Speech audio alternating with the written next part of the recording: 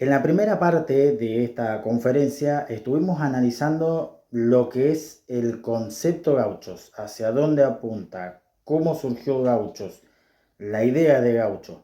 Mencionamos que gauchos era no solamente un homenaje al gaucho argentino, sino que además, y no como figura patriótica o nacionalista, sino además por la filosofía. Otra de las cosas que también olvidé mencionar, pero es muy importante tener en cuenta, que el nombre que lleva esta distribución de gauchos, es decir, el nombre clave Mandinga, hace referencia a una experiencia, mejor dicho, a una expresión muy utilizada de los gauchos, utilizada para referirse que algo era completamente asombroso. Si bien la definición literal de la palabra mandinga puede sonar un poco chocante para algunos, ya que tiene que ver con el demonio, diablo o algo así, en realidad la expresión mandinga, y no la palabra, sino la expresión mandinga, como por ejemplo decía un gaucho solía decir es cosa de mandinga, hace referencia a algo que es completamente asombroso. Por ejemplo, un gaucho ensillaba a su caballo y a la primera le quedó todo bien, espectacular, entonces el gaucho solía decir es cosa de mandinga.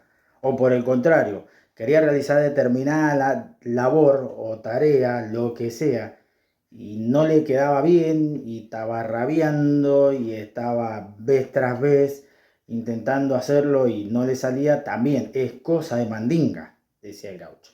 Entonces esta expresión es cosa de mandinga hace referencia a que es algo que es sobresaliente. Y esto cuando es algo sobresaliente, una expresión de asombro, de que algo es sobresaliente, puede ser algo bueno como algo malo.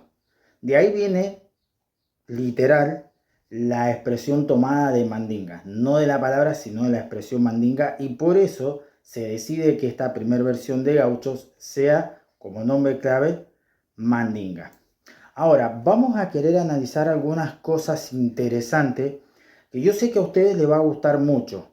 Verán que hay un cambio de imagen, de calidad y demás de la anterior a esta, porque esto estoy grabando directamente desde mi dispositivo. Quiero hacer uso de algunos gráficos que yo sé que a ustedes les va a gustar mucho para entender esto acerca de cómo ha ido evolucionando con el paso de los años la tecnología y cómo esto a su vez también ha implementado o ha significado cierto consumo ahora más elevado de los recursos del sistema, del hardware, o concretamente de la memoria RAM. Y es que con el paso de los tiempos, como estuvimos hablando anteriormente, tal vez para mediados del 90 o casi final del 90, tener internet, por ejemplo, en casa en América Latina prácticamente era un lujo, vamos a decirlo así. Trabajos de forma remota en América Latina, por ejemplo, no era el pan diario. Si bien los existía, pero no se veían tan común como hoy en día. Buscar, de hecho, un trabajo de forma remota requería mucho más trabajo de lo que hoy, de hecho, requiere, ¿no? Un trabajo remoto, es decir, para quien no sepa, un trabajo desde su propia casa, sin tener que mudarse o ir hacia otro lugar físico para realizar dicha tarea. Este informe que vamos a analizar en esta segunda parte, vamos a analizar cómo la tecnología ha ido evolucionando y cómo esto se ha ido transformando también en lo que es mayor consumo. En este informe vamos a analizar consumo real o bastante aproximado, más que real, vamos a decir, bastante aproximado de lo que son los diversos sistemas operativos populares para que entendamos esto con ejemplos concretos. Vamos a ver en esta primera tabla que vamos a analizar, a continuación ya la vamos a colocar allí para que ustedes puedan verla, cómo las diferentes, por ejemplo, versiones de Microsoft Windows, aclaremos, estamos tomando en esta tabla comparativa Windows porque es el sistema operativo más popular que más se utiliza en el mundo entero. Y la idea de esto justamente es analizarlo con valores de cosas populares, de sistemas que uno utiliza en el día a día, para entender mejor esto del cambio y del progreso y cómo el progreso o la evolución tecnológica también conlleva otras tecnologías y otras consumos más elevados de RAM, por lo que se entiende que también uno necesitará otra potencia en el hardware, ¿no? Vamos a ver cómo el avance tecnológico, la seguridad, las nuevas funciones, servicios y demás han hecho que se incremente de forma progresiva el uso de recursos del sistema. El objetivo de esto es comprender la evolución tecnológica sin juzgarla, pero entender el por qué ha llevado a que antes, por ejemplo, un sistema de 30 o 40 megas era completamente útil prácticamente para todo en esa época, mientras que hoy en día los sistemas operativos no bajan de 1 giga, aquellos que están más apegados a toda esta evolución tecnológica con el tema de herramientas, servicios y demás que se precisan en el día a día, no solamente a nivel local o en casa, hogareño, sino también a nivel empresarial, ¿no? El objetivo de esto no es juzgar o hacer un juicio de ellos, sino que seamos conscientes y entendamos hacia dónde va esto de la tecnología, los avances tecnológicos y el por qué el mayor consumo de memoria RAM para los sistemas operativos. Vamos a ver cómo esto fue implementándose a lo largo de los años. Primero quiero hablar acerca, vamos a empezar en esta tabla que vamos a dejar allí colocada. A medida que vamos a ir hablando, ahí voy a ir dejando la tabla para que ustedes puedan ir viendo. Primero tenemos, como ustedes logran ver aquí en la tabla, tenemos a Windows 98 segunda edición. Este fue lanzado aproximadamente para 1999, si mal no recuerdo, para mediados, entre junio, julio, por ahí, de 1999. El consumo real que tenía en aquel entonces cuando la máquina se encontraba en reposo, dependiendo de los controladores y hardware y demás, oscilaba entre los 20 a 35, redondémosle a 40 megas. 40 megas, recuerden esto, 1999, un sistema operativo con 40 megas aproximadamente de consumo RAM, estando este en estado de reposo. Es decir, sin aplicaciones ni cosas corriendo en segundo plano, ni juego ni nada por el estilo. Windows 98 pertenece este sistema a una era donde los equipos domésticos contaban con 32 o 64 MB de RAM.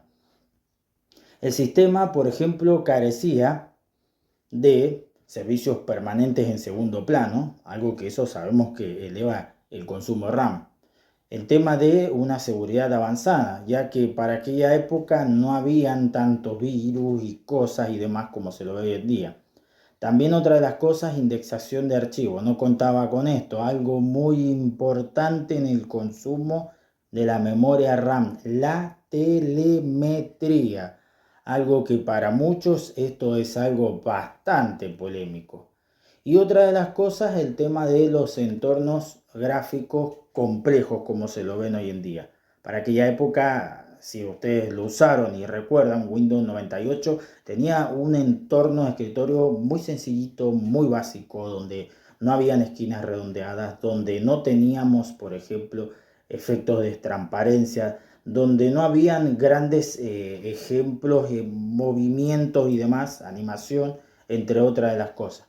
Entonces, como vemos, su bajo consumo se debía a que esto estaba construido sobre una arquitectura que era simple, que estaba pensada exclusivamente para ejecutar aplicaciones locales y tareas básicas. En otra palabra, esto tenía como resultado que teníamos un sistema sumamente eficiente, con una mínima funcionalidad moderna si se lo compara a día de hoy. O sea, en otras palabras, ¿podría utilizarse Windows 98 en nuestro día a día, hoy en día? A ver, de poderse utilizar, se podría utilizar, eso sí. Ahora, ¿hasta qué punto Windows 98 segunda edición hoy sería útil para realizar todas las tareas diarias? Y ahí es donde tendríamos una gran limitante o grandes problemas, porque hasta, por ejemplo, con software o aplicaciones modernas hoy en día, prácticamente sería casi imposible, aunque existen por ahí en la web, en internet, diversos parches y demás que le dan cierta utilidad y compatibilidad con software moderno, ¿no? Pero a manera real, a manera sin parchar el sistema ni ninguna cosa rara, fuera de lo que es lo oficial por parte de Microsoft, prácticamente quedaría como un sistema inútil en nuestros días. Vuelvo a repetir, ¿se puede instalar? Sí, se podría instalar. ¿Se puede realizar algunas tareas? Sí. ¿Algunos juegos? Sí, también. Pero tendríamos un sistema demasiado limitado para este 2026. Así que acá cerramos lo que es la parte de Windows 98. Recordemos, un consumo de aproximadamente 40 megas. Vamos a redondearlo. Para mediados, casi finales del 2001, llegó este señor que yo sé que ustedes lo conocen muy bien porque lo han utilizado y mucho. Sí, estamos hablando de Windows XP. Allá para mediados, casi finales del 2001, Windows XP sin la instalación de todo lo que es Service Pack, sin servicios o trabajos de liteados y demás, u optimización, sin hacerle todo esto, contaba con aproximadamente un consumo de 100-150. Después, con la llegada de los Service Pack 1, 2 y la tercera versión de Service Pack, yo personalmente lo he visto en máquinas que este llegó a consumir casi hasta unos 300-350 megas más o menos. Repetimos, estamos hablando de Windows XP con Service Pack 3 sin todo lo que es trabajo u operaciones de optimización, liteado, etc. Básicamente, redondeémosle, si bien la tabla menciona de 100 a 150, redondeemos unos 300 megas. Esto es para entender cómo ha ido la evolución de la tecnología produciendo incremento en el consumo. Dijimos Windows 98, 40 megas. Dijimos ahora Windows XP, cerca de 300 megas. ¿Por qué aumenta el consumo de Windows XP? No precisamente por ser más nuevo, no es solamente por eso, sino que Windows XP marcó un antes y un después en la era tecnológica para aquella época. ¿Por qué? Porque este contaba, por ejemplo, con mayor estabilidad. Ya se empiezan a ver lo que son servicios de redes avanzados. Si bien Windows 98 segunda edición era todo muy básico. Es como que para la época en que fue lanzado Windows 98 segunda edición, era útil, funcionaba bien y andaba bien.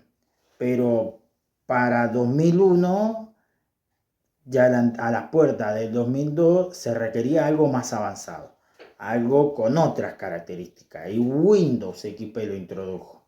Además de eso, contamos con una interfaz gráfica bastante mejorada en comparación al 98 segunda edición, ya que, entre otras de las cosas, aparte de los diversos temas muy bonitos que se podía instalar, descargar y demás, ya teníamos ventanas redondeadas, efectos de alguna sombra y otras cosas más que Windows 98 segunda edición carecía de ello. Otra de las cosas también, ya teníamos un soporte masivo de hardware, es decir, mayor cantidad de hardware, mayor evolución tecnológica, mayor cantidad ahora de soporte para ese hardware, controladores, etc. Otra de las cosas también, la seguridad básica, esta fue integrada y mejorada. Entonces, todas estas cosas, todos estos elementos hicieron que este señor, para la época, fuera muy productivo, se sacó mucho provecho y para la época se adaptó bastante bien, logrando así tener prácticamente lo que se necesitaba para aquella época. Recordando que contábamos con aproximadamente cerca de unos 300 megas de consumo, estando el sistema en estado de reposo, es decir, sin ninguna aplicación ni nada corriendo en segundo plano. Aún así mantuvo un consumo bastante decente, vamos a decirlo, para la época, porque estaba bien, ¿no? Las máquinas o los equipos en aquella época contaban con aproximadamente 512 megas de memoria RAM, y esto para Windows XP funcionaba de primera, andaba muy bien. logrando tener ahora sí en Windows XP como resultado un equilibrio que fue histórico, ¿sí? Un equilibrio histórico entre rendimiento y consumo. De hecho, no es raro encontrarnos en la web mencionando como que Windows XP fue uno de los mejores de la historia por su equilibrio, por su forma tan eficiente de manejar los recursos. Así que, como hemos visto, hasta acá hemos analizado los dos primeros de la tabla. Windows 98 segunda edición con 40 MB aproximadamente, que eso fue para 1999, y Windows XP para finales del 2001 con 300 MB. Vamos más adelante ahora. Ahora tenemos el que para muchos ha sido el mejor Windows de todos los tiempos. Ahora vamos a hablar de Windows 7. Windows 7 también llegó para finales del 2009. Digo también porque van a ver que muchos de ellos llegan casi a finales de año. Fue una estrategia por parte de Microsoft que bueno, en otros momentos, si a ustedes les interesa, podemos hablar de ello. Pero en fin, para finales del 2009, Windows 7, ya con la integración de Service Pack y demás, estamos hablando que esto tenía ahora como consumo valores aproximadamente entre los 800-850 megas hasta 1,2 o 1,3 gigas. ¿Por qué tenía Windows 7 todo esto? ¿A qué se debe el aumento de 300 megas a 800-850 megas? ¿A qué se debe ese aumento?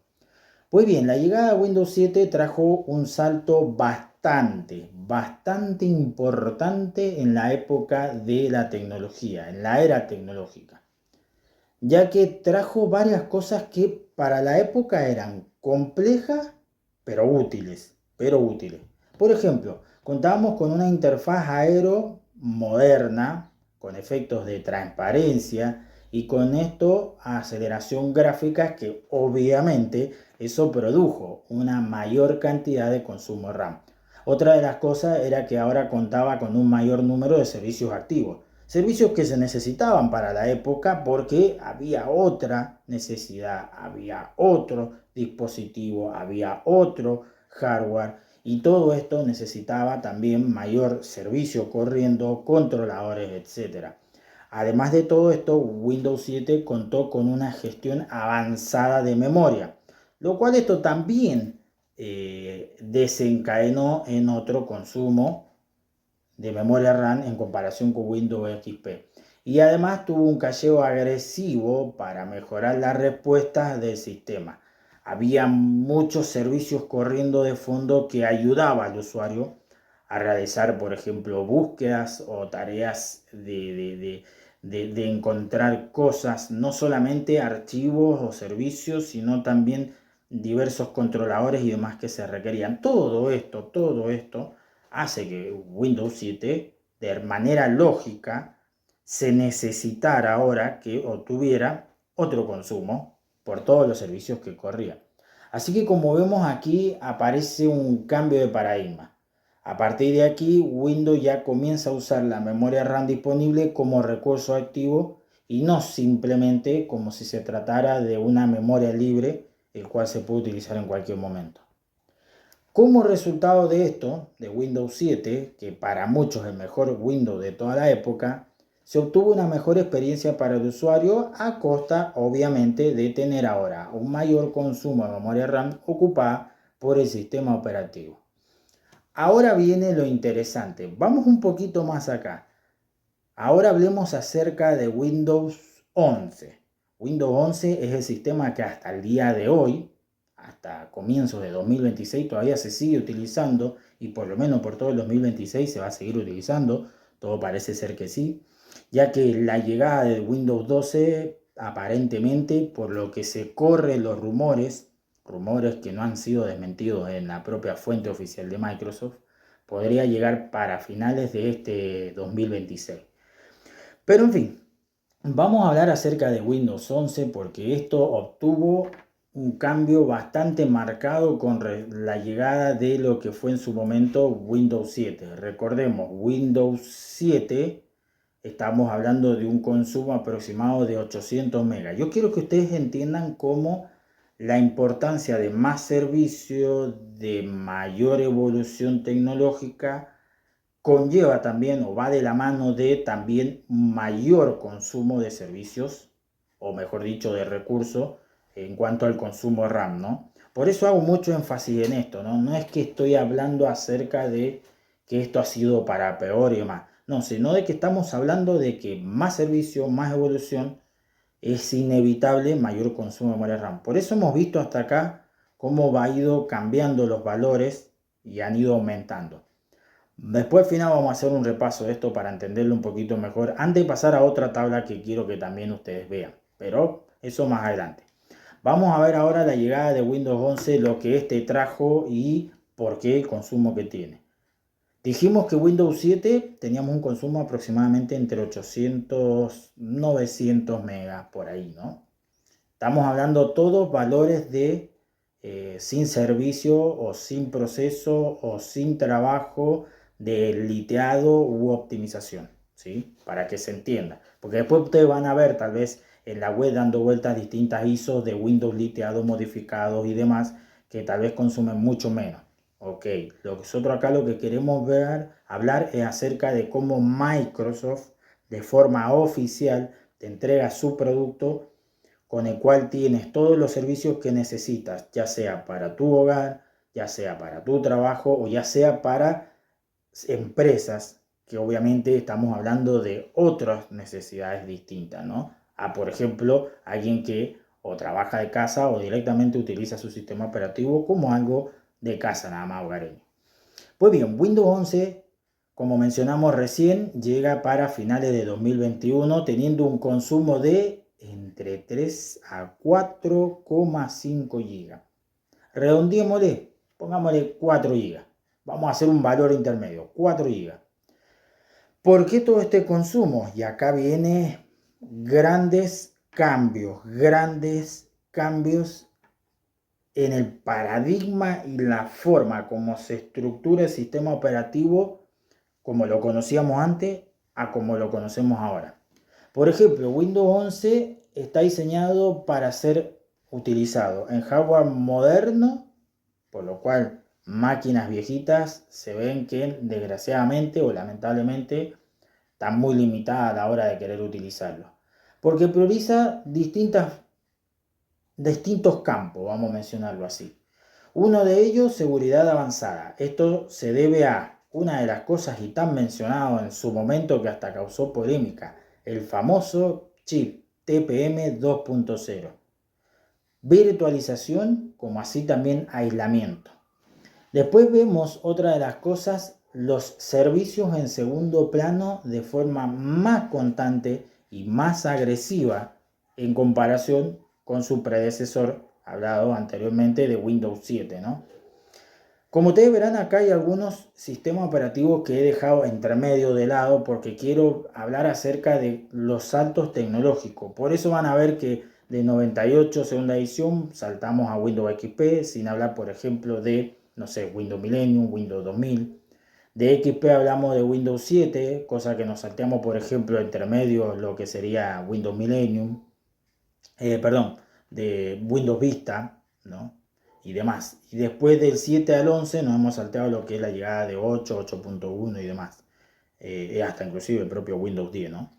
Entonces la idea de esto es ir viendo cómo, porque no vamos a analizar uno por uno los Windows, sino cómo los años han ido trayendo otras tecnologías y obviamente ha ido trayendo otra necesidad de hardware por contar con otro nivel de consumo distinto. Así que hablamos de seguridad avanzada, hablamos de servicio en segundo plano constante, hablamos también acerca de la telemetría que esta aún es mayor que los Windows anteriores. Integración con servicios ahora en la nube, servicios que hoy es muy utilizado, es esencial. Yo creo que prácticamente todo el mundo utiliza servicios en la nube hoy en día. ¿Quién no tiene hoy en día una cuenta, tal vez de alguna empresa, de estas como Google y demás, donde sin duda aloje archivos y cosas o servicios, lo que sea. Todo eso se necesita también un consumo distinto en Windows 11. Y también un uso obviamente intensivo de la memoria RAM como caché inteligente. Entonces vemos cómo todo esto se traduce a más servicio, se traduce a más herramientas, pero también se traduce a más consumo de RAM. Esto es innegable. De hecho, la llegada de la inteligencia artificial también produce otro cambio que más adelante hablaremos acerca de esto, ¿no? Entonces vemos lo siguiente, que aunque el consumo parece elevado, gran parte de esa memoria se libera dinámicamente cuando una aplicación lo requiere, obteniendo así como resultado en este Windows 11 que es un alto consumo base. Es decir, tú instalas el sistema operativo y sin hacer ninguna clase de trabajo, ni de liteado, ni de instalar más programas, ni nada, ya cuentas con un con un sistema operativo que deberá correr aproximadamente entre los 3,5 4 GB de memoria RAM, seguro. Seguro. Sin tú abrir ninguna aplicación, no abrir nada. Tú te encuentras con que instala Windows 11 así como viene y sin tocar más nada, tú te despliegas al consumo de recursos y verás que tienes ese consumo, cerca de los 4 GB. Así que vemos por qué la llegada de todos estos servicios, la llegada de todos estos elementos antes mencionados, hacen, como se ve esta tabla aquí, que el consumo se dispare, pero se dispare de forma lógica y entendible.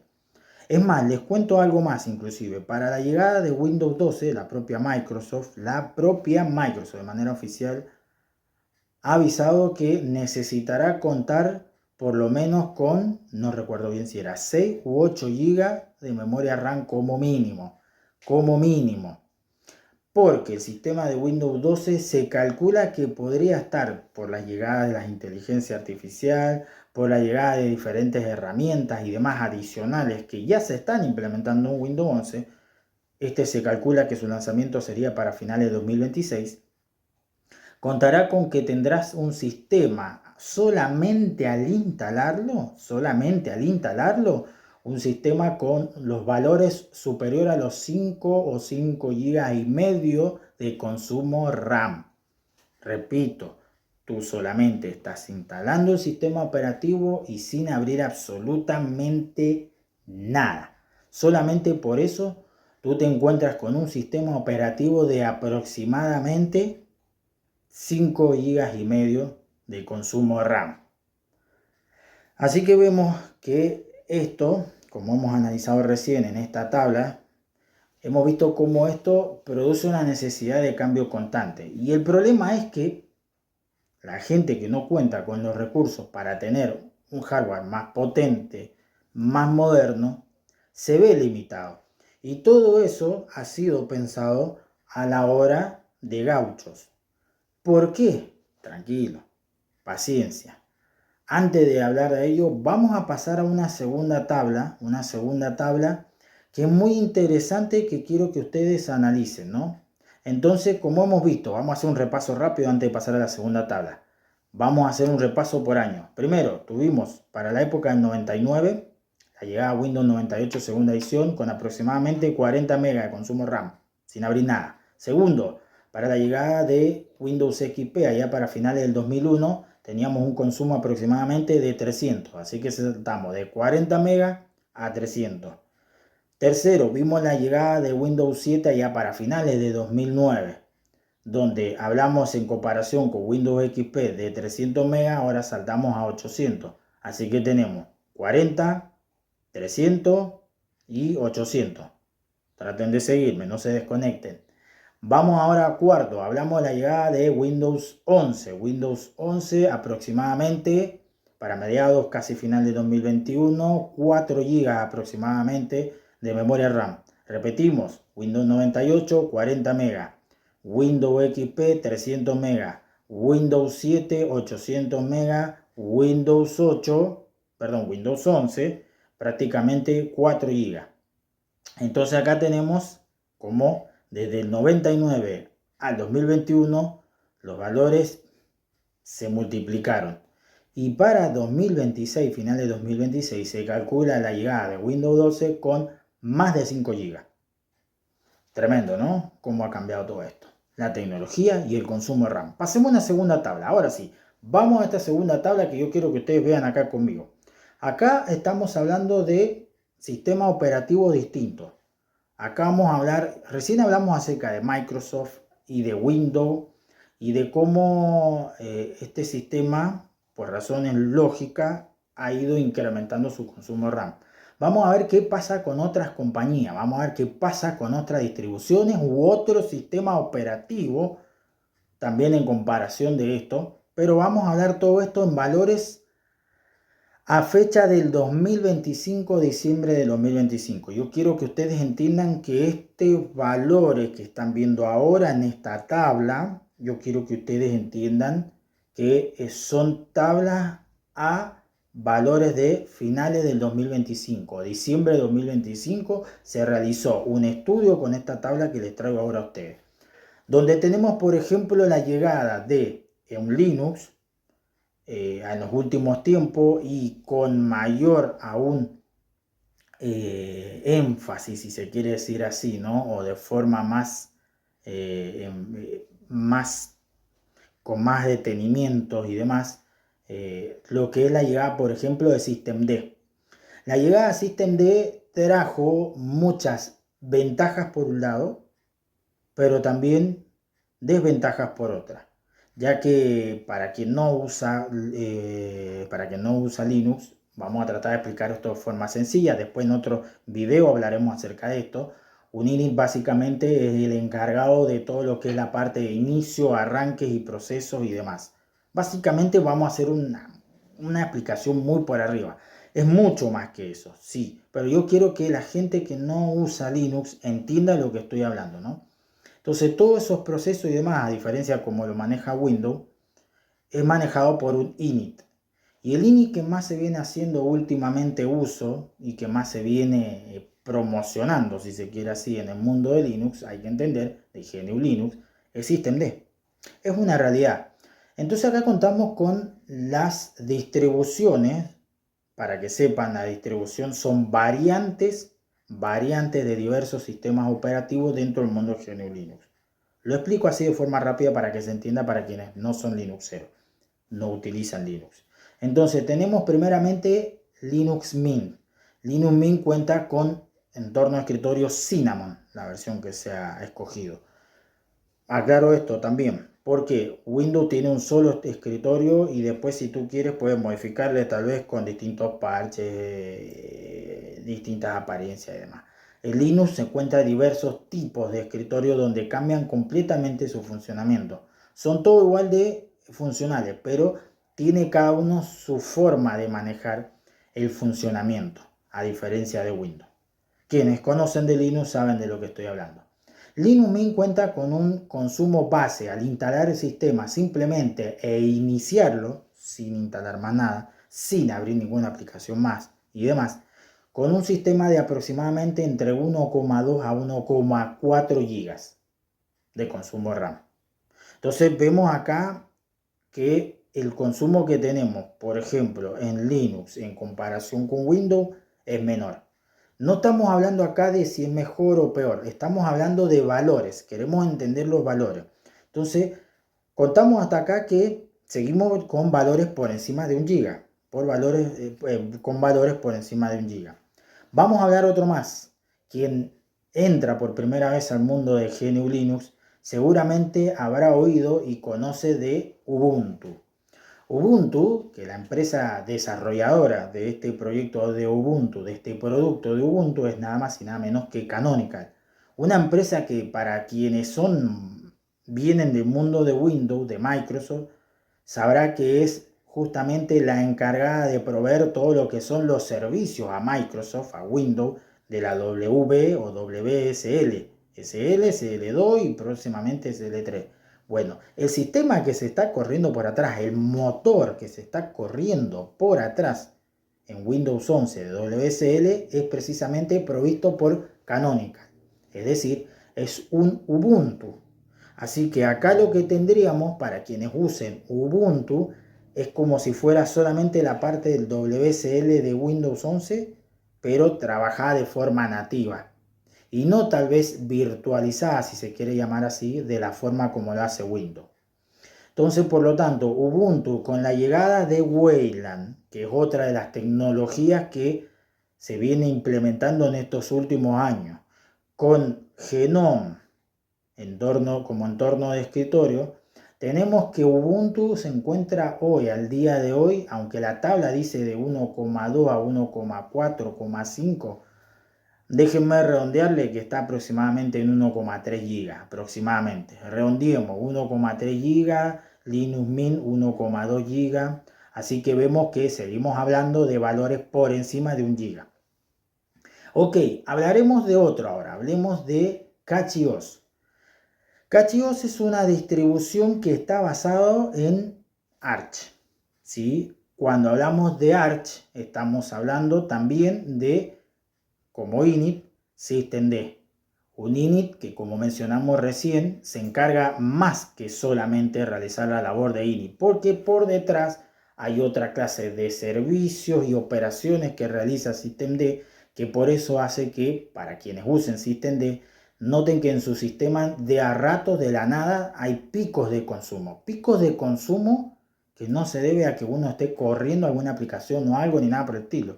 Porque si tú dejas el sistema completamente estático midiendo el consumo, verás que de la nada hay picos.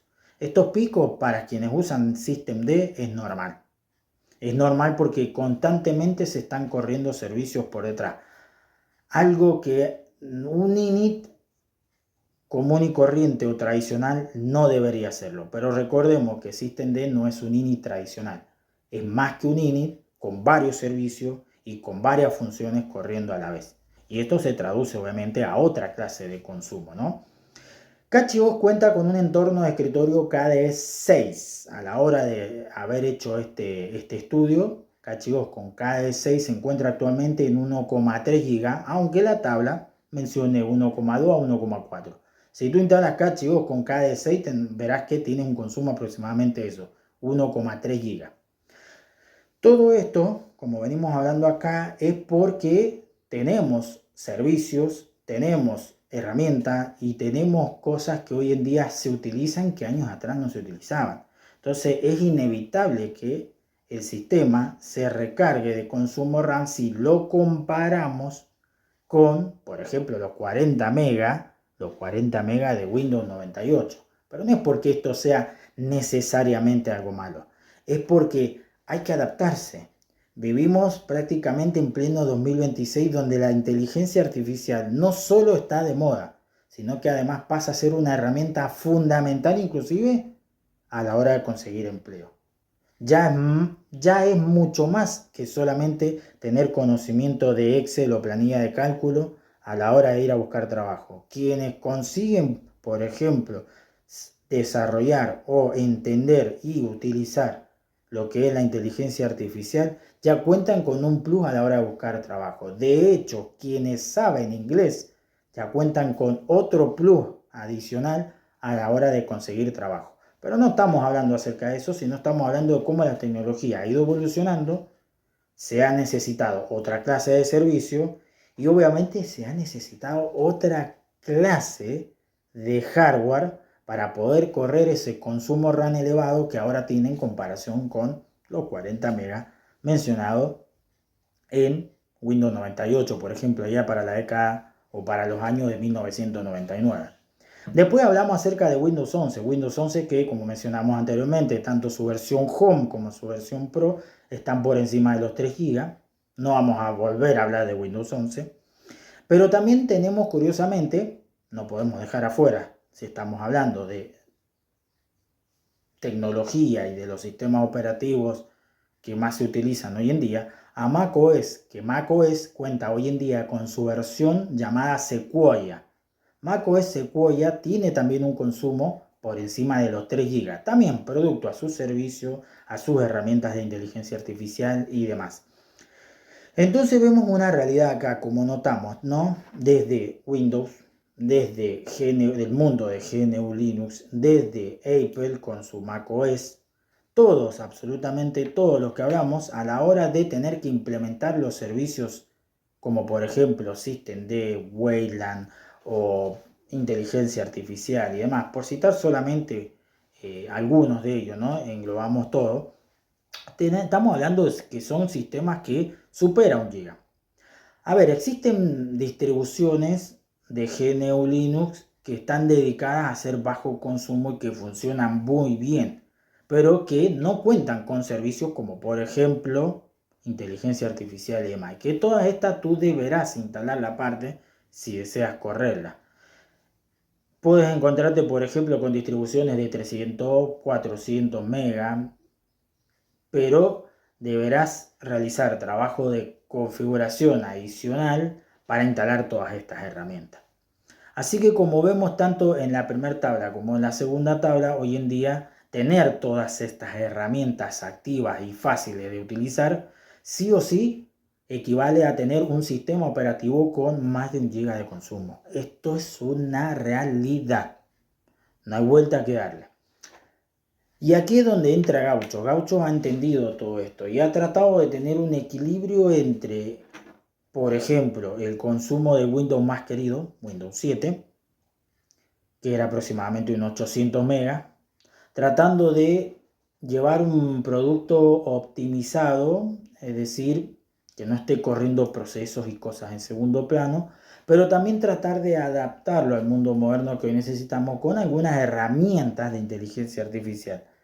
Gaucho actualmente, aunque todavía no hay una versión a la luz o no hay todavía una ISO oficial para descargarlo, está pensado, está diseñado y trabajado para que este cuente, dependiendo del ordenador, los controladores y demás, para que tenga un consumo aproximadamente de unos 600 megas, 550, 600 megas. Tratando de tener una interfaz y buscando tener una interfaz donde esta sea muy sencilla, muy fácil de manejar, donde no haya muchas complicaciones para entender cómo funciona Gaucho. La idea es que rápidamente tú al utilizarlo te sientas ameno, te sientas en un sistema operativo que logras entenderlo bien a la primera, sin tantos problemas, sin tener que estudiar tanto o agarrar un manual o buscar guías adicionales y demás. De hecho, aquí mismo, en este canal de YouTube, es el medio oficial de Gaucho para ir resolviendo dudas o para ir respondiendo preguntas que ustedes puedan tener el día de mañana cuando este ya salga a la luz. ¿Les gustaría ver un avance de cómo viene Gaucho hasta el momento? ¿Qué herramientas tiene? ¿Y por qué se hace tan interesante? Bueno, me entusiasma mucho presentarles un video que se ha preparado para todos ustedes, con mucho cariño y con mucho detenimiento, donde solamente de forma resumida vamos a mostrar solamente algunas de las cosas que Gaucho puede traerle para todos ustedes. ¿Quieren verla? Vamos hacia ella porque es para mí un honor, un placer, con mucha emoción presentarles este video donde se muestran los avances en Gaucho y lo que este promete para un futuro. Sí, vamos a ver un comienzo, el comienzo de Gaucho. Vamos hacia allá.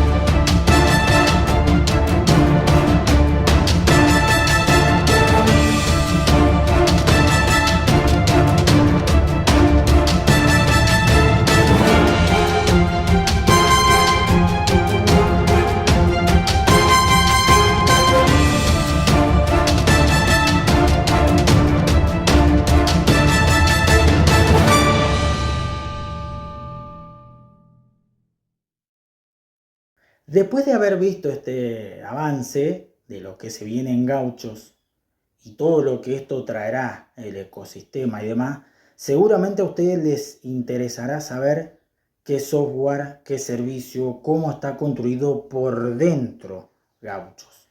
Ya hablamos un poco en la primera parte acerca de los inicios, cómo surgió Gaucho.